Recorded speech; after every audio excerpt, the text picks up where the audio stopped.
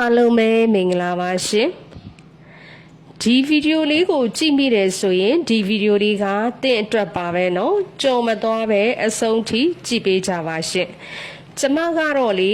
တာရော့ကတ်တွေ Oracle ကတ်တွေကိုအသုံးပြုမထားပဲကျမရဲ့ Psychic Power အမြင်အာရုံကိုအသုံးပြုပြီးတော့ပြောပြပေးသွားမှာပဲဖြစ်ပါတယ်ရှင်တင်ဟာတင်းရဲ့တစ်ဖက်သူကိုအမှန်တကယ်မေတ္တာရှင်နဲ့ချစ်ခဲ့တာလို့မြင်ပါတယ်နော်တင်းရဲ့ဘဝလက်တွဲပေါ်ဟာသူ့ပဲဖြစ်တယ်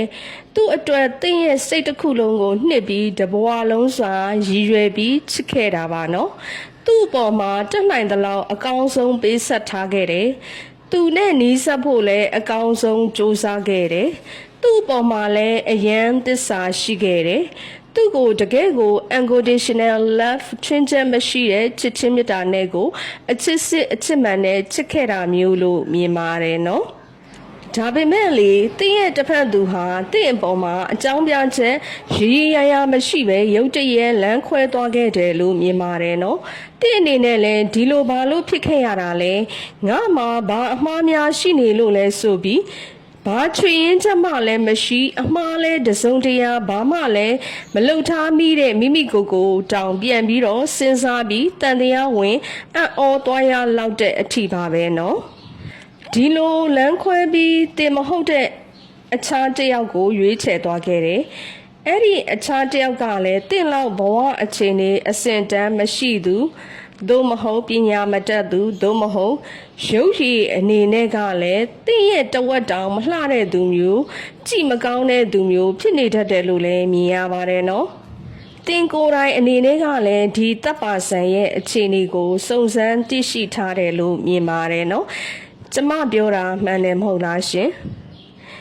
ပြီးတော့လေဒီတပ်ပါဆန်ဟာစိတ်ရင်းစေတနာစိတ်တကအစာတင့်လိုမျိုးကောင်းတဲ့လူစားမျိုးလဲဟုတ်မနေပြန်တာကိုမြင်ရပါတယ်နော်ဒါဆိုရင်တင့်ရဲ့တစ်ဖက်သူကဘာလို့ဒီတပ်ပါဆန်ကိုရွေးချယ်သွားခဲ့ရတာလဲအဖြေကတော့လေဒီတပ်ပါဆန်ကအလွန်ပဲအပြောချိုအပြောကောင်းပြီးဉာဏ်များတဲ့သူတယောက်ဖြစ်နေတတ်တာကိုလည်းမြင်ရပါတယ်နော်ဒါကတော့ပထမအချက်ပါနော်ဒုတိယအချက်ကတော့ဘာလဲဆိုရင်ဒီတပ်ပါဆန်ဟာမကောင်းတဲ့ black magic အောက်လန်းအတတ်ပညာများကိုသုံးဆွဲခဲ့ပြီးတင့်ရဲ့တစ်ဖက်သူကိုသူ့ဘက်ပါအောင်ဆွဲဆောင်သိမ်းသွင်းခဲ့တာကြောင့်မို့လို့ဖြစ်တယ်လို့လည်းဒီမှာမြင်ရပါတယ်နော်ကျမတို့တီးဘူးချဘူးတလို့ပဲနော်မကောင်းတဲ့သူဟာအချိန်တန်ရင်မကောင်းသလိုသွားမှာပဲဆိုတဲ့အတွက် black magic တွေပြည်တဲ့အချိန်သူတို့နှစ်ဦးရဲ့ဝေကျွေးရည်ဆက်ကုန်တဲ့အချိန်မှာတင့်စီကိုပြန်လာမယ်လို့မြင်ရပါတယ်နော်အဲ့ဒီအချိန်ကတော့တင့်ရဲ့အချိန်ပါပဲနော်ခွင့်လွတ်ပြီးလက်ခံရင်လဲတင့်သဘောပါပဲလက်မခံရင်လဲတင့်သဘောပါပဲနော်တင်တို့နှစ်ဦးရဲ့ရည်ဆက်ကတင့်အပေါ်မှာပဲမူတည်နေတယ်လို့မြင်ရပါတယ်နော်တဲ့အနေနဲ့သူ့ကိုလုံးဝလက်မလွတ်နိုင်ရင်တော့သူ့အပေါ်မှာ